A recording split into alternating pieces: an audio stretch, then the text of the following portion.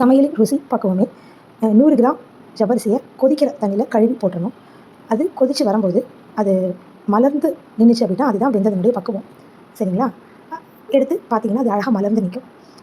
100 gram சேமியா ஜவ்வரிசிக்கு 25 gram சேமியா போதுமானது. நிறைய ஜவ்வரிசியும் கொஞ்சமாக சேமியா போட்டால் தான் பாயாசம் நல்ல ருசியாக இருக்கும். அது சேமியா போட்டு ஒரு 10 நிமிஷத்துலேயே நீங்கள் ஒரு ஏலக்காவும் போட்டிங்கன்னா வாசமாக இருக்கும். அந்த சேமியா வெந்துருச்சா அப்படின்னு பாருங்கள்.